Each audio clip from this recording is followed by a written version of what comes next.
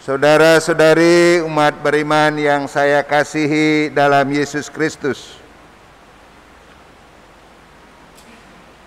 Nabi Yesaya dipanggil Tuhan sebagai seorang nabi pada tahun matinya Raja Uzia, sebagaimana kita dengar tadi dalam bacaan pertama. Tuhan sendiri menguduskan dia untuk tugas kenabian dengan cara mulutnya disentuhkan dengan bara api. Lalu ia dengan tegas dan teguh mewartakan tugas perutusannya. Siapakah yang akan kuutus? Siapakah yang mau pergi untuk aku? Jawabnya, ini aku, utuslah aku. Saudara-saudari umat terkasih, Yesus mempunyai cara tersendiri memanggil para muridnya. Ia menjumpai mereka di tempat kerjanya. Ia mendekati mereka dan mengajak mereka untuk bekerja sama, berkolaborasi.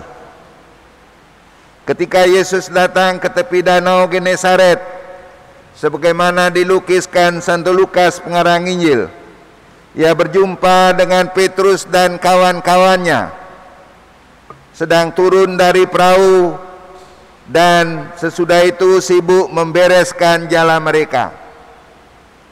Nampaknya mereka sangat lelah, capek, mengantuk, dan bersiap hendak pulang.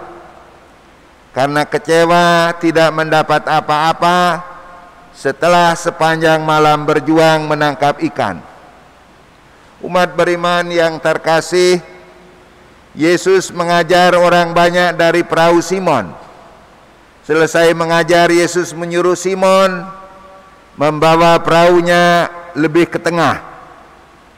Dia katakan, bertolaklah ke tempat yang lebih dalam dan tebarkanlah jalamu untuk mendapat ikan.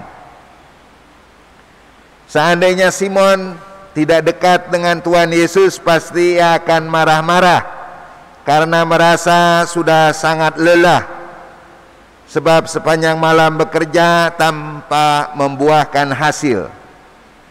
Ternyata Simon tidak mau berdebat tentang permintaan Yesus ini. Ia belajar menjadi murid yang taat dan percaya. Ia melakukan apa yang diperintahkan Yesus. Dan Simon terkejut saat pukat ditebarkan dan diangkatnya penuh dengan ikan. Bahkan jala mereka hampir koyak. Saudara-saudari umat terkasih, melihat kejadian tersebut, Simon langsung tersungkur di hadapan Yesus dan ia mengalami keilahian Yesus. Dia merasa sebagai orang yang berdosa, yang tidak layak ada di hadapan Tuhan.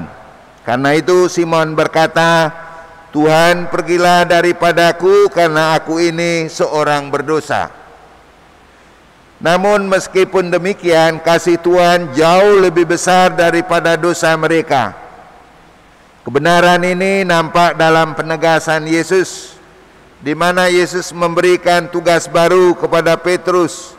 Jangan takut, mulai sekarang ini engkau akan menjadi penjala manusia.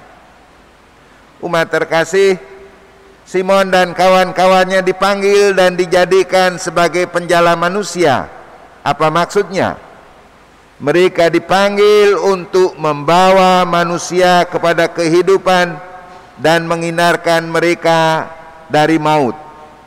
Dan ini bukan saja menjadi tugas perorangan, tetapi menjadi tugas bersama gereja dan umat Allah.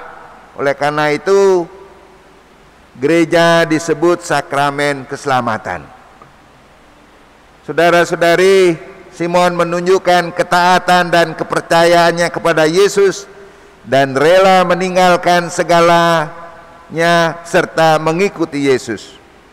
Bagaimana dengan kita yang hidup zaman ini? Apakah kita bersedia untuk taat dan percaya kepada Yesus, berani meninggalkan segala-galanya dan mengikuti Dia? Oleh karena itu, marilah kita belajar dari Simon untuk mendengarkan, untuk percaya, dan melaksanakan kehendaknya seperti yang dicontohkan Santa Perawan Maria. Fiat mihi secundum verbum tuam. Jadilah kehendakmu. Ketaatan yang dapat menghasilkan penyelamatan umat manusia. Semoga kita yang telah menerima sakramen baptis juga sakramen krisma siap menjadi penjala manusia, siap diutus Tuhan, seperti kata Yesaya, ini aku, utuslah aku. Saudara-saudari, semoga satu dua pokok pikiran ini menggugah setiap kita untuk melanjutkan apa yang telah diperjuangkan Petrus bersama dengan kawan-kawannya, menjadi penjala manusia di mana saja kita berkarya, di mana saja kita berada dalam kebersamaan. Amin.